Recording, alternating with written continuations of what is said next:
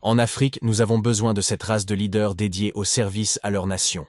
En tout cas, les résultats sont très alarmants. Une partie de la population vit encore dans l'Antiquité. L'avenir de l'Afrique dépend-il de l'élection d'un grand leader occidental magnanime qui viendra sauver le continent noir? Un jeu à somme nulle où l'Afrique a perdu dans la plupart des cas. Ceux qui ont dirigé l'Afrique n'ont pas réussi à faire le travail nécessaire pour le développement de notre continent. Nous sommes toujours à la traîne et peu de pays africains émergent vraiment. Les enjeux sont énormes et les défis multiformes. Compte tenu de l'histoire de l'Afrique, il est incompréhensible d'entendre les Africains et leurs leaders se donner beaucoup d'excuses quant aux raisons qui expliquent la très mauvaise performance après 64 ans d'indépendance. Il est plus sérieux de s'assumer et de prendre toutes les responsabilités en main et casser toutes les cordes de dépendance qui, dans certains cas, peuvent même rappeler les périodes sombres de l'histoire de l'Afrique. Africains, il est grand temps de se mettre vraiment au travail et d'être conséquent par rapport à ce que nous tous pouvons faire pour l'Afrique. Black Lives Matter. C'est juste, mais pour que l'autre te respecte, respecte-toi, toi-même. 1. Réforme de la justice. Il s'agit ici de se donner les moyens pour établir une justice ferme et équitable pour combattre la corruption et l'impunité. Il y a corruption dans un pays parce que le système judiciaire est défaillant. Renforcer, s'il le faut, la position des professionnels de la justice et l'améliorer. Quand coupables de corruption, les sanctionner avec toute la rigueur de la loi. 2. Réforme de la communication. La communication est indispensable pour la sécurité et le développement économique et social. Si les 54 États africains pouvaient s'offrir un satellite pour assurer leur communication en orbite, un très grand catalyseur pour vaincre les défis technologiques, financiers, sécuritaires, etc. En tout cas, de sérieux investissements doivent être accomplis pour rattraper le retard. 3. Réforme de l'éducation. En Afrique, il est de notoriété publique que les sous-sols sont garnis de richesses minières. Mais on a toujours cherché les spécialistes à l'étranger. Dorénavant, ayons une stratégie éducative qui nous permettrait de former nos spécialistes en Afrique en permettant aux spécialistes étrangers en poste dans les mines et industries d'enseigner leurs spécialités dans les universités et écoles supérieures de la région. 4. La promotion de l'entrepreneuriat. À temps partiel et à temps plein, l'entrepreneuriat doit être stimulé et encouragé par une fiscalité attractive et des subventions aux startups.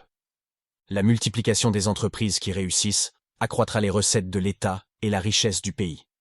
Les entreprises qui savent et excellent dans l'innovation deviennent souvent leaders de leur secteur et très souvent incontournables dans leur écosystème.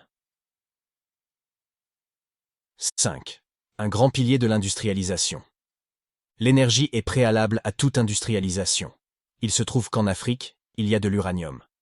Aux pays africains de se doter de réacteurs et utiliser l'abondance du soleil pour augmenter la capacité de production d'énergie qui facilitera la création d'usines et permettra le développement du secteur manufacturier. Le sous-sol de l'Afrique regorge une grande quantité de minerais et ressources et de matières premières nécessaires à la fabrication d'objets dont le monde moderne ne pourra plus s'en passer. Les pays africains doivent s'occuper et s'impliquer, chacun en ce qu'il concerne, de manière responsable à l'exploitation de toutes leurs richesses créant de la valeur pour le pays. Le chemin de l'Afrique vers l'industrialisation durable et le développement inclusif consiste à exploiter ses ressources abondantes, à favoriser l'innovation et à créer un environnement habilitant pour que les entreprises de toute taille prospèrent. En tirant parti des partenariats stratégiques, en investissant dans des infrastructures et en nourrissant une main-d'œuvre qualifiée, les pays africains peuvent construire un secteur industriel robuste, qui profite non seulement à l'économie mais aussi au peuple. L'industrialisation durable en Afrique peut créer des emplois, stimuler la croissance économique et permettre aux communautés de mener une meilleure qualité de vie. Travaillant ensemble vers une vision partagée de la prospérité, l'Afrique peut débloquer son plein potentiel et construire un avenir où l'industrialisation fonctionne pour chaque Africain. Thèse.